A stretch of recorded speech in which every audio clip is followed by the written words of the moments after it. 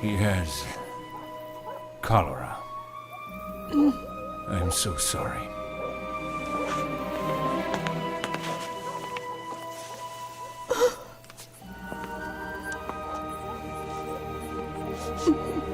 Papa, Mama, listen to me.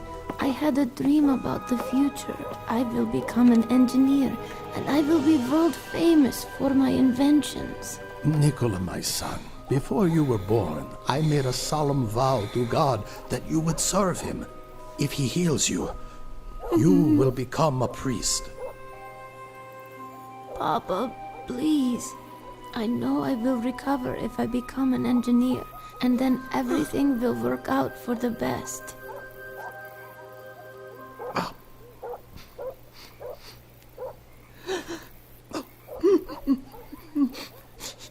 Oh, God.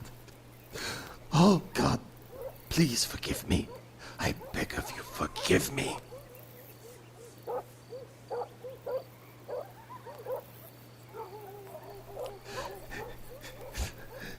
Yes. Fine. You can be whatever you want to be. I give you my blessing.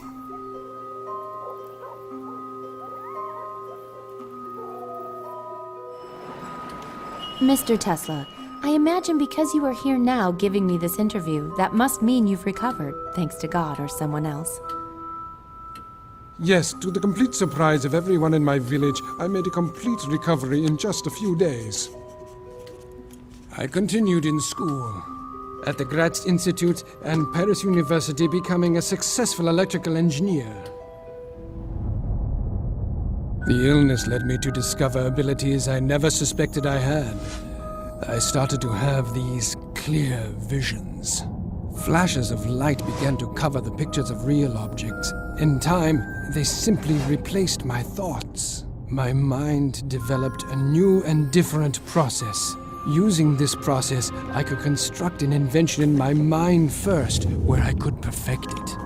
And only after designing it completely in my mind would I then test it in the laboratory. That's the way it's been, all of these years.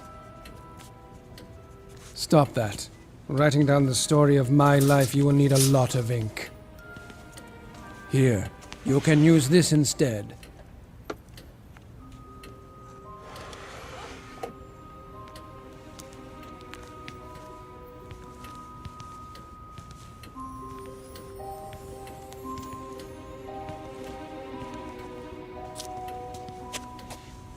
This is a device for recording sound.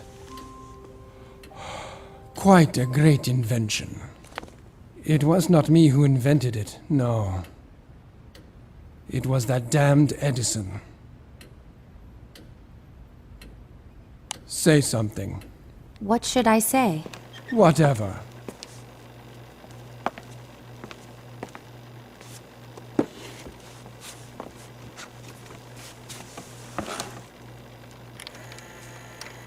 Say something. What should I say? Whatever. Now, let's start from the beginning. I first met Edison in Paris in the year 1882. I met him because of inept engineers. The Continental Company owned by Edison couldn't finish the construction of a power plant. A plant for the Strasbourg railway station. They promised to pay me $25,000 if I was able to figure out what the problem was. I managed not only to find the defect, but fix it. By spring 1884, the power plant was working. But when the time came to collect the $25,000 they promised me, the board of Continental refused to pay me. They told me that I had merely been a consultant to them. What crooks? I resigned at once. Well, I heard that you actually worked for Edison again after that. Yes, I was a young, vain fool. That first time should have taught me not to get involved with Edison again. I was even offered a chance to go to Russia at that time. I am Serbian. For me, it was more natural to become a Russian than an American. But Charles Batchelor from the Continental Company persuaded me. And you know what he had to say? He said he knew only two geniuses in the whole world, me and Edison. He promised me the chief engineer position of his company in America. He compared me to the great Edison, who was an idol to me. I was 28 and unemployed, so it didn't take much for me to completely lose my head. Obviously, I agreed. Edison was always a quick thinker. No wonder they called him Big Head behind his back. But he was a man without a conscience. You'll start as a regular engineer. You'll be in charge of fixing the electric motors and DC generators. But Mr. Batchelor promised me that I don't care what he promised you. I employ people and I define what they do in my company, and you, young man, will have to work hard to prove your value to me. Of course, I was never given the chief engineer position. I was an immigrant with 4 cents in my pocket. I had 2 options to choose from. I could beg in the street, or show that man my worth.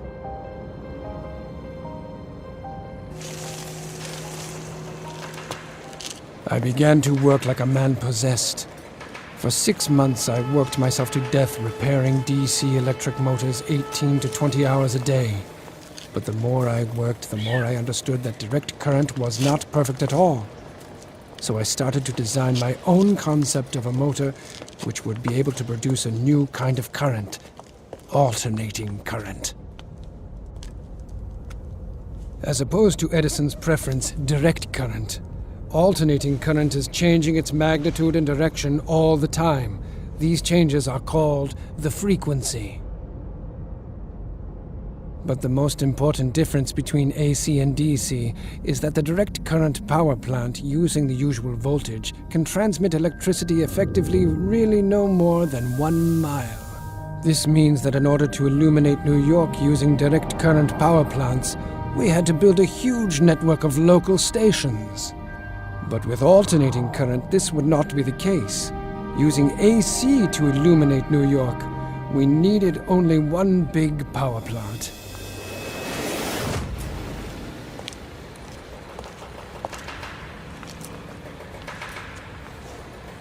I have been told that you've been working double shifts. Why is that? Can't you keep up with your own job? I can. But I'm also working on the AC machine as well. But AC makes no sense. My DC generator works perfectly. Well, not quite. Show me. It could be improved. Take a look at what I've designed here. You have some brains, but you're a foolish immigrant. Now hear this. If somehow your crazy ideas can manage to improve my inventions, I will pay you $50,000. Understand? I'll do it.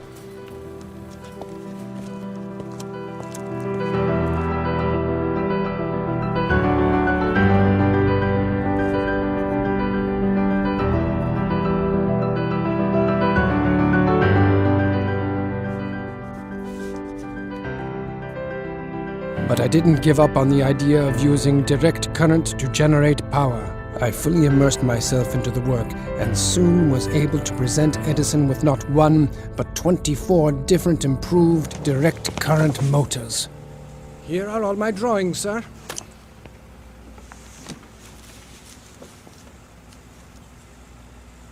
Not bad. That is, not bad for an immigrant. So when will I be getting my $50,000? 50,000? Young man, you don't seem to understand American humor. Taking into account your efforts, I'm willing to increase your salary from $18 a week to, let's say, $26 a week.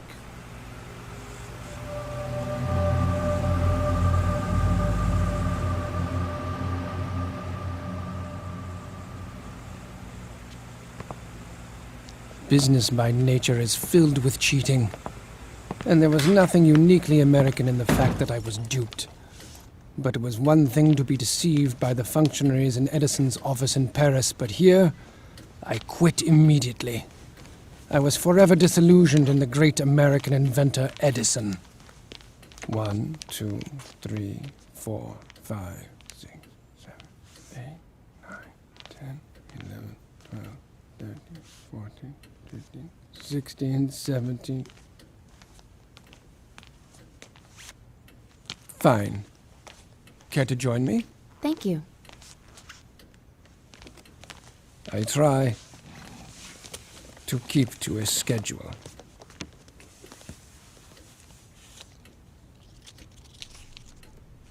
Well, even after you left working for Edison, he said many times that you were only an imitator, that you were unoriginal. Imitator? Not quite. I was always his opponent. I always made other choices. Consider the War of Currents. I must admit, the 2 years after I left Edison were very hard. I had not a penny to my name. I never took money too seriously. I never did, except for at that terrible time. At that time, I worshipped every penny. My breakfast cost 4 cents. My dinner cost the same.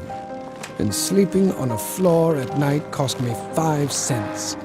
This lasted for a year. In order to earn my living, I had to find part-time jobs. Day laborer, porter, digger of ditches. I lived for the moment.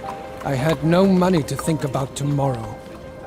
When autumn came, I rented a single bed in a common room for 10 cents a night.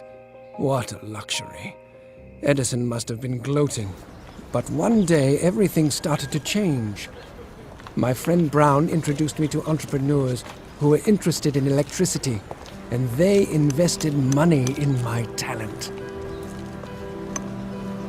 It was an amazing transformation. In one moment, I went from being a beggar to becoming co-owner and manager of a serious company dealing with the installation of new arc lamps in the streets. I thought it was ironic that I rented an office next to Edison's company. We had received many orders from all over America for our electrical products. Our business quickly became a success. I created models of generators, transformers, and all the necessary equipment for the operation of two-phase alternating current devices. I believed that alternating current was the future, although to others at that time my ideas seemed absurd. And finally, on the 1st of May 1888, I received 2 patents for my AC generator. The War of Currents had begun. Mr. Westinghouse. Mr. Tesla, I'm so happy to meet you at last. Let's get straight to business. You know the Edison power plants are reliable. However, here's what I need. I need a solution that allows me to transmit electricity over long distances to my power plants. So, you see, currently I am looking for a better engineering solution. Well, I have some ideas here. Edison's direct current power plants dominated the nation's power needs. By 1887, almost 100 DC power stations were operating in America. Direct current has no frequency and doesn't change direction. DC generators can be connected much more easily and were more convenient for accumulating stations, but the DC has one huge disadvantage. Because of power losses in the wires, it is extremely difficult and expensive to transmit its power over long distances. After carefully examining Edison's DC patent, the famous industrialist George Westinghouse came to the conclusion that my AC generators were much more effective. So he offered me $1 million for all the patents I already had, and promised to pay $1 for each horsepower produced by generators designed by me. So I became a consultant for Westinghouse. That day I gave my dear friend Brown a check for $500,000 for everything he did for me. A new era began in my life.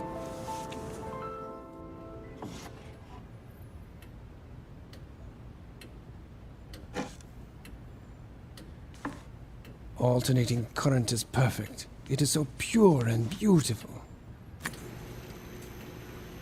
It has the unique ability to disinfect any kind of surface, including the human body, killing microbes without causing any harm to the body's tissues.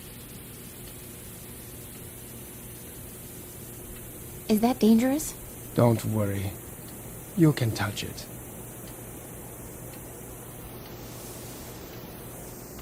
Go ahead. There's no need to worry, young lady. I've passed 1,000,000 volts of current through my body, and you see, I am still very much alive. If the frequency is above 700 hertz, the current simply flows over your body. Isn't it wonderful? Together with Westinghouse, we created the first stable working AC generator. Finally, Edison realized that his reign as the electricity king was coming to an end. Sir, a letter for Mr. Tesla.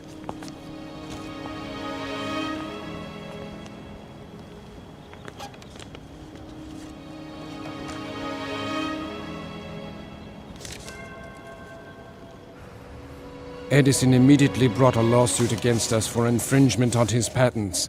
But of course he lost, as all my inventions were authentic. It was after that that he started to play dirty.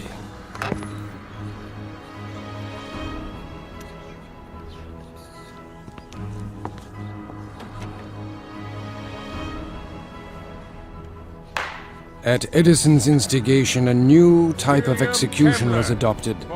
The electric chair. And of course it used my alternating current. Poor Westinghouse objected and even hired a lawyer for Kemmler, who was the first person in the world to be sentenced to death by electric chair. What a grisly way to die. Despite all Edison's attempts to discredit my inventions and tarnish my reputation, my alternating current became more and more widespread. Westinghouse and I were gaining ground in this war of the currents. But the sweeping success of AC played a cruel joke on my benefactor and supporter Westinghouse. One day his investors remembered about the agreement I had made with Westinghouse. He was obligated to pay me $1 for each horsepower generated by alternating current. By that time, there were so many AC generators, I would have received $12 million and been one of the richest men in the world. But the man who believed in me and in my alternating current would go bankrupt. So I tore up my contract with him. Westinghouse had to continue his fight for alternating current.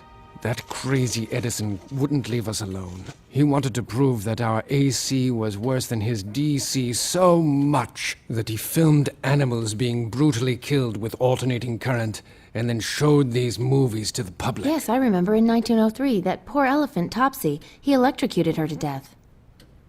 The soup is cold. And Edison lost anyway.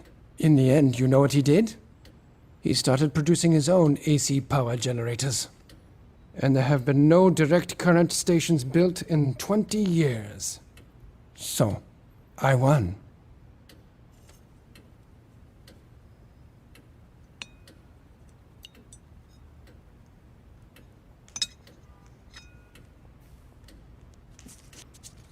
$320 milliliters.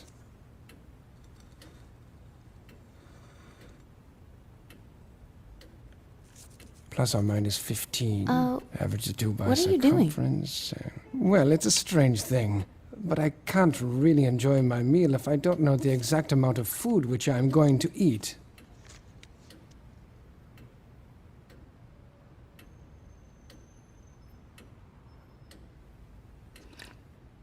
As for Edison, I have never seen him again. Never. Even after he burned my laboratory. You mean the fire on Fifth Avenue? Many speculated it could have been sabotage. Even at that time, people were asking which of your employees were bribed by Edison. Do you know how it came to this? For 7 years, I worked in my laboratory studying magnetic fields and high-frequency currents. It was a productive period for me. As a result of my work, I received many patents, almost as many as Edison. As a result, the American Institute of Electrical Engineers invited me to lecture about my achievements in front of the most prominent electrical engineers of that time. I lit lamps simply by putting them in an alternating electromagnetic field. I showed how to transmit electricity without wires. I sent out lightning and used my hands to pass a current of 1,000,000 volts through my body. It was a huge success. I received a great ovation, and for the first time was called by my peers a man of the future. They offered me Faraday's chair, saying that since his death, no one else had been worthy to sit in it. Then they let me sip the whiskey from Faraday's cherished bottle. It was a great honor. Edison, of course, could not stand them recognizing me. On the 13th of March, 1895, there was a fire in my laboratory on South Fifth Avenue. All of my property was burned, as well as all the records for the last 10 years. As a result of the fire, I went completely bankrupt. Of course, Edison was not so stupid as to leave any evidence that he was behind the fire. But who else could have benefited from this? Within half a year, my business began to thrive again. Instead of starting from the beginning to rebuild what I had created, I restored everything from memory. Thanks to me, Westinghouse triumphed over Edison, winning a huge contract for the construction of a hydroelectric power plant at Niagara Falls. The newly formed company of Niagara Falls invested $100,000 in my research. With this money, I set up a great laboratory at 46 Houston Street, where I constructed a unique mechanical oscillator, which I used to do research on selective resonance.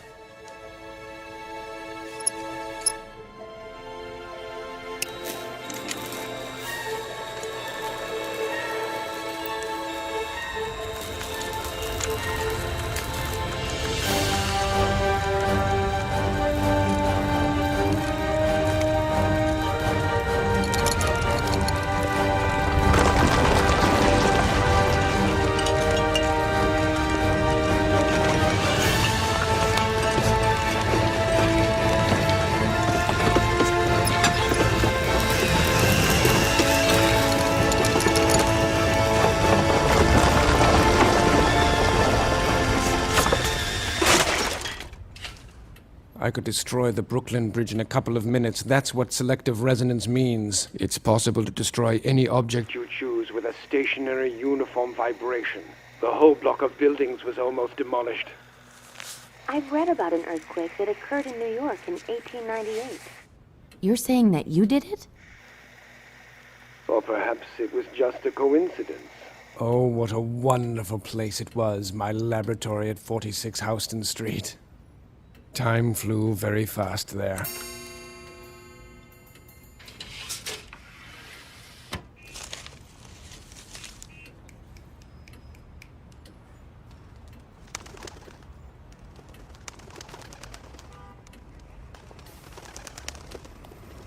I envy the pigeons. They do not need to play stupid human games.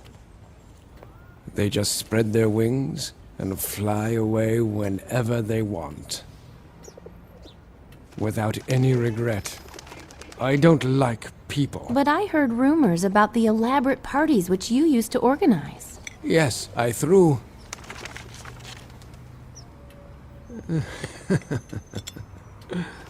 I threw great feasts, which were attended by the most interesting people of the time.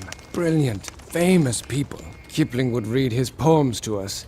Mark Twain would make everyone laugh with his famous stories. Dvorak played piano.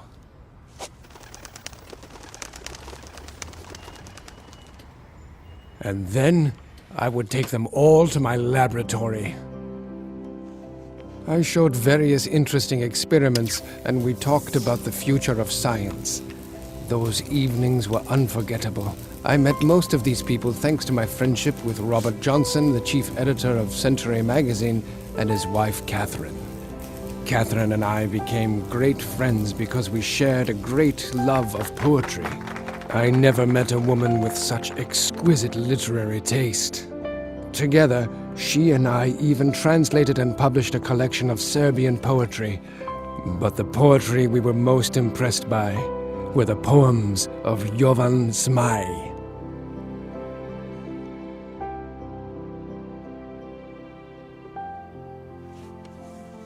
Honor can't be bought with gold, for an honest man can't be sold, since he needs it like the sun. The dishonest man would surely sell, but everyone knows quite well.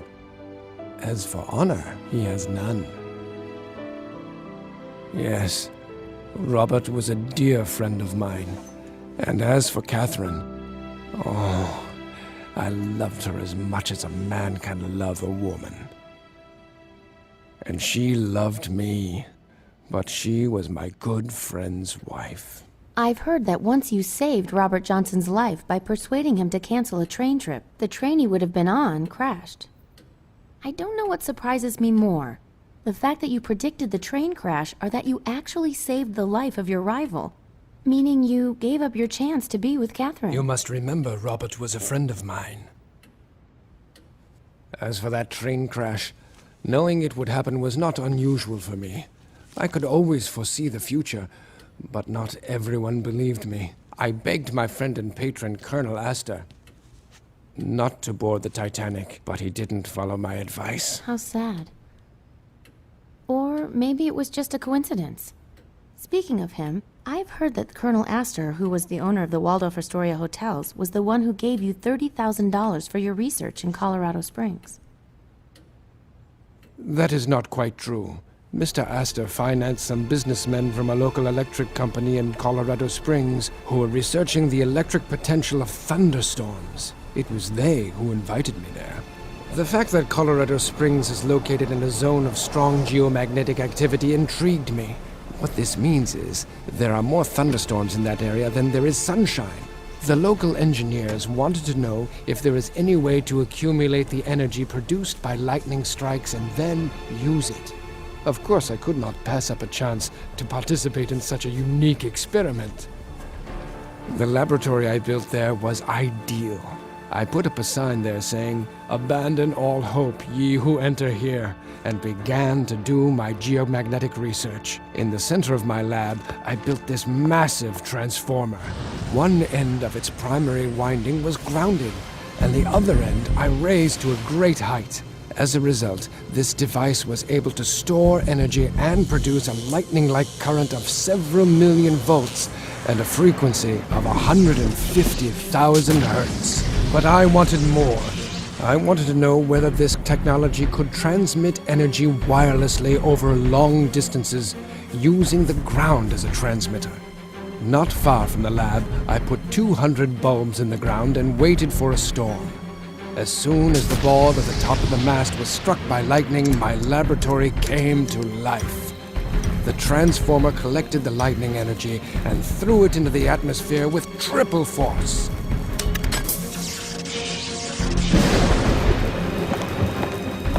Try to imagine it.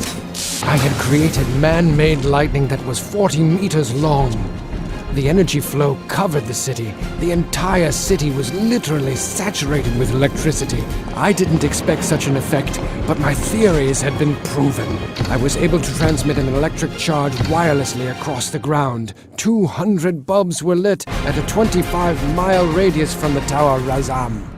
Unfortunately, the local power station was not ready for such a large-scale experiment. The city's generator simply burnt out. After that incredible experience, I wrote an article about the possible uses of currents transmitted by high-frequency standing wave energy. This had practical application for lighting, heating, the control and movement of electric transport. Electricity could be used everywhere. It could be transported through the ground, in the air, used for automatic machines. The wireless uses of electricity are endless. Yes, I remember reading it. There were so many fantastic predictions. How to harness energy from the sun. Aluminum, the metal of the future. Using the Earth's internal heat, transfer of electric power anywhere in the world without the use of wires, interplanetary radio communications? It was that article I wrote that caught the eye of the well-known banker and industrialist John Pierpont Morgan.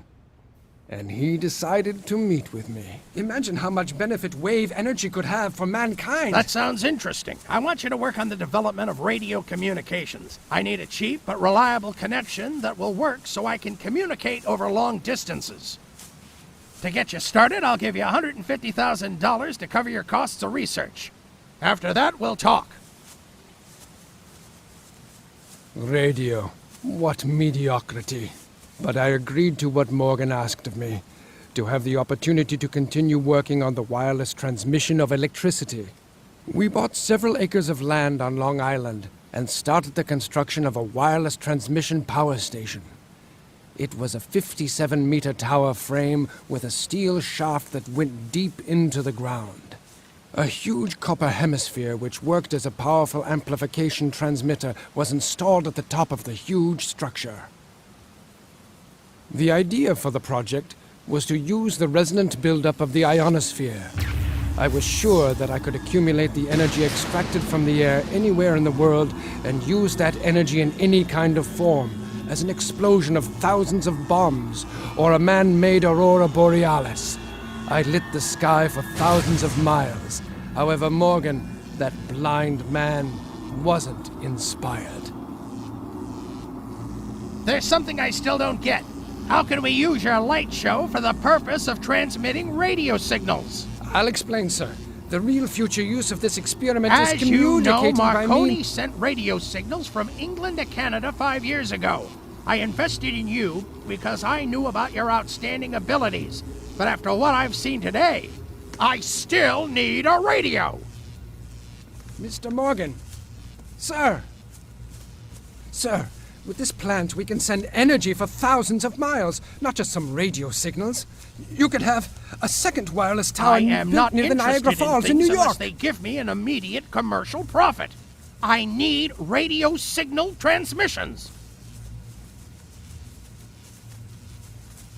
Marconi!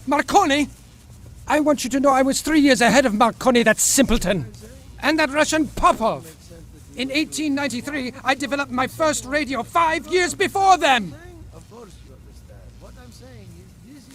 Morgan cut off all his funding. The Wardenclyffe project was shut down. In 1917, in the middle of the First World War, the tower, which could have been the beginning of free electricity, was destroyed. The United States government suspected that German spies might somehow secretly use the tower as a radio transmitter. However, Morgan didn't stop me from managing to achieve something monumental.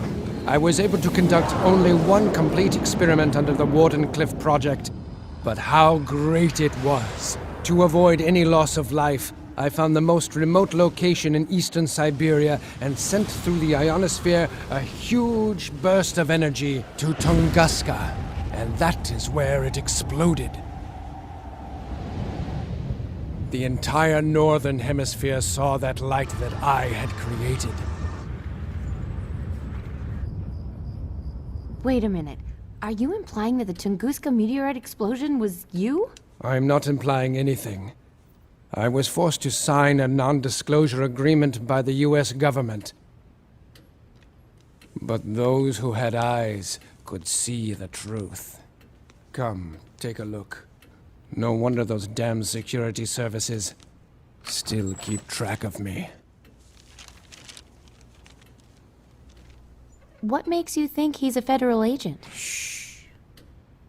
Because with the sheer enormity of my intellect, my mind could still create a massively destructive weapon. The Tunguska meteorite was only the beginning. I designed the rays of peace which could destroy thousands of planes 100 miles away. Every country would be able to defend itself with an invisible Great Wall by putting towers with the rays of peace along their nation's borders.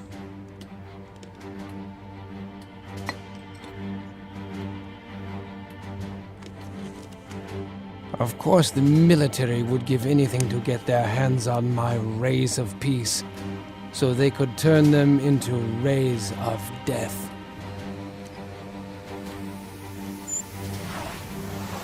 Because if my rays of peace were placed in a certain configuration, anything surrounded by them would be utterly destroyed. I could be the main secret weapon of the Pentagon, but I hate war.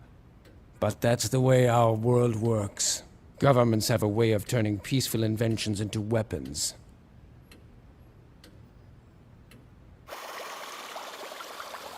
I was the one who invented the ability to control ships and airplanes by radio frequency. I introduced the first radio-controlled ship in 1898 during the New York Electrical Exhibition.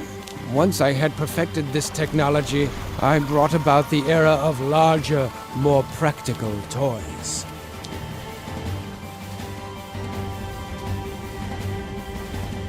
My research and experiments made it possible to control a warship remotely from the shore at a distance of 25 nautical miles.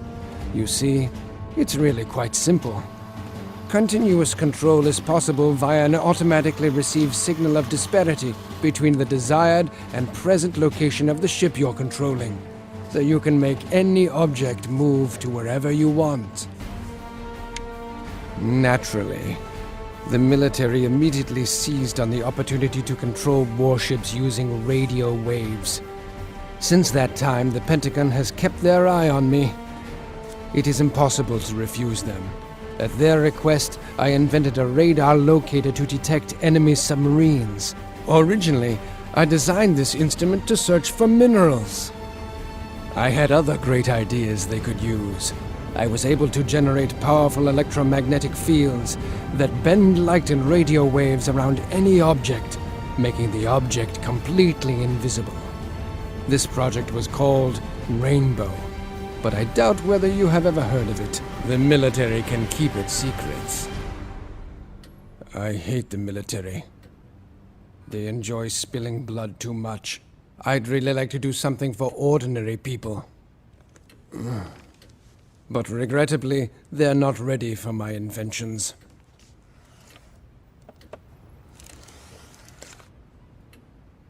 They're blind and stupid.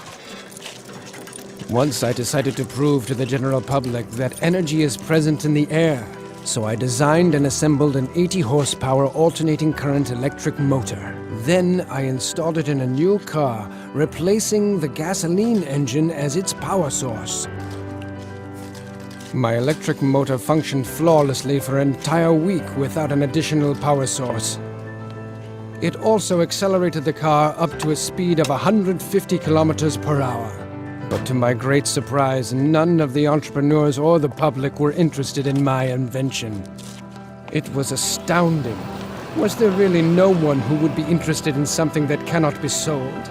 Because people would never have to pay for energy from the air.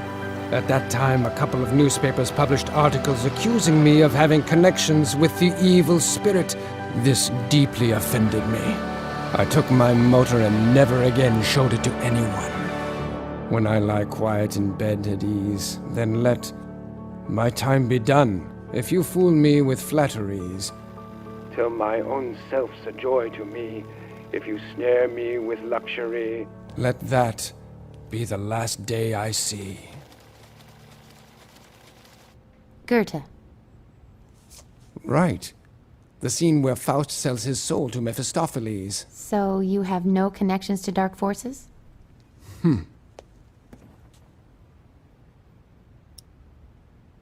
I often find myself quoting Faust. He thinks as I do. We are both ready to give everything we have for nature's secrets. Because of this, when I am reading Faust, it helps me to think.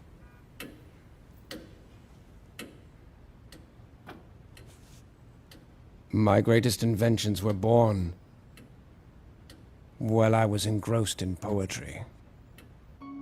In 1915, the Nobel Committee even wanted to give me the Nobel Prize in Physics, but I refused it. The reason? They wanted me to share it with Edison. I must admit, to his credit, Edison did the same. However, I couldn't refuse the gold medal of Edison given to me by the Institute of Engineers and Electrical Technicians. But the very sound of the name Edison annoyed me. So I cut the medal in half and used the gold to pay 2 of my secretaries for their work.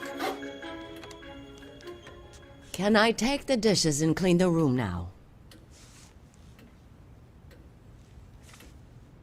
Take the dishes away, and leave us immediately.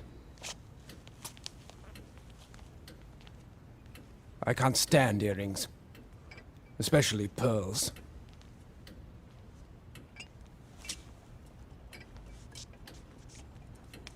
Those earrings have fake pearls. Good for her. The only way I could enjoy talking to such women would be by radio. As if they were aliens. But aliens don't exist. If they did, I'd give anything to be the one to interview them. They do exist. I have talked to them. In the first quarter of this century, everybody went mad because of the popularity of a new medium, radio. People with money to invest didn't want to talk about anything except that damned radio. I thought the idea of radio was old news and did not want to take part in any of their revelry.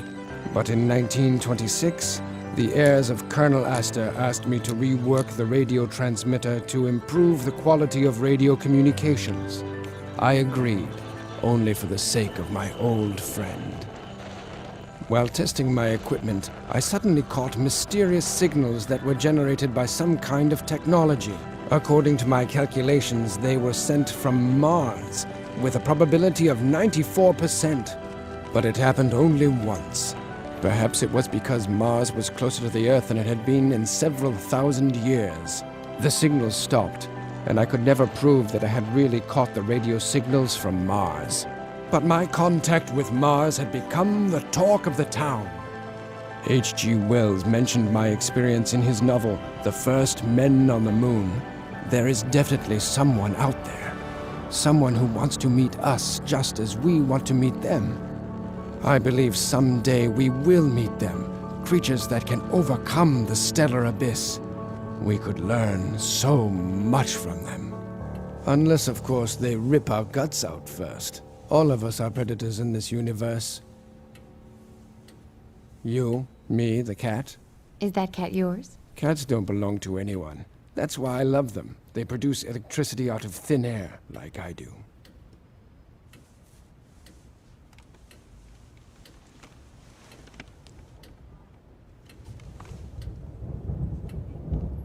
And like myself, cats have a free spirit.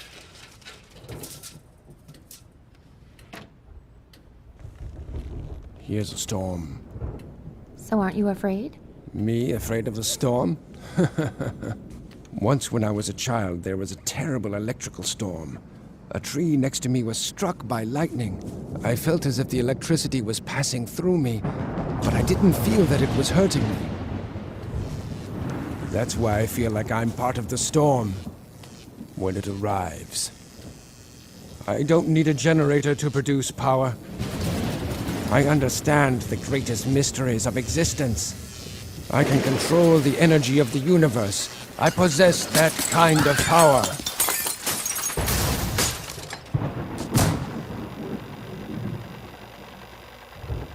Well, now I'm sure the hotel staff will come. And the bill will come to about $200. Excuse me, sir. Can you explain this mess you created? I'll pay for it. Clean it up later. Now get out. Luckily, poverty doesn't threaten me anymore. I am the honorary director of the Belgrade Scientific Research Institute. They give me a fixed salary. The motherland helps. As I told you, I can foresee the future, and I will now make a prediction. You'll see one day money will love me so much that my face will appear on banknotes. You mean your face would be on money? Like Franklin, Lincoln, and I Washington? know it will. We've spoken enough of this. Now tell me about the future. You promised. Of course. But you must comprehend that the future begins right now. It should be common knowledge that corporations are buying advanced inventions and then putting them under wraps in order to have a monopoly on technology in this world. In spite of that, these inventions will slowly make their way into our world. Electric motors will replace internal combustion engines. People will talk across great distances using personal radios. Electronic calculation devices will be carried in a suitcase. There will even be a unified information system throughout the world. It will be possible to send any information wirelessly anywhere. And energy too. Imagine this if you can. We will be able to send electricity wirelessly to the remotest areas on Earth. Another startling development will be the creation of artificial intelligence helping humans in their activities, but it will also be used as a weapon capable of manipulating people. The military will use microwaves of energy to disable communications and incapacitate the electronic devices of their enemy. And by gaining control of ionospheric energy on a global scale, we will be able to create earthquakes. I predict you will live to see all these things. What a future. A terrible and great time is waiting for us. For you, but I won't see it. My time is short. I have only one more day on this earth. Tomorrow. You're the last. No more visits, talks, or women. Women? Eleanor Roosevelt, the First Lady. She invited herself to be my guest the day after tomorrow. Unfortunately, Mrs. Roosevelt was so persistent that I couldn't refuse her without causing a public scandal. That is why my departing will solve the situation perfectly. In fact, that's why I agreed to meet you. Because I am out of time. But now that the story has been told, it is time for you to leave. But, sir, we haven't... I wish I could tell you much more about my many developments. Solar batteries, artificial intellect, gas turbines. But as I said, I am completely out of time. We will never meet again. No one will ever know to where I've disappeared. But, sir, Not another word. Just go. What a pity. You'll never have the opportunity to use all the things you heard from me.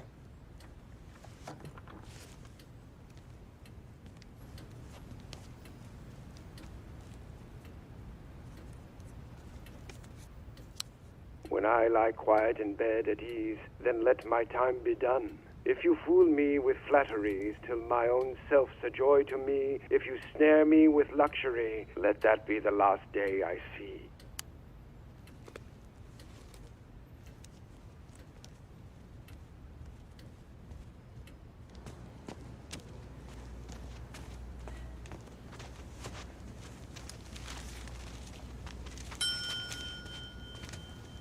I'll take that tape recorder you have, please. What gives you the right to demand this of me? I'm protected by U.S. law under the Freedom of Information. Actually, that's not true, ma'am. Everything this man produces is considered property of the U.S. government and subject to seizure. So please, don't make things more complicated for yourself. Now I have a warning for you. If you tell anyone about this, you'll be imprisoned in Leavenworth the rest of your life. Understand, ma'am?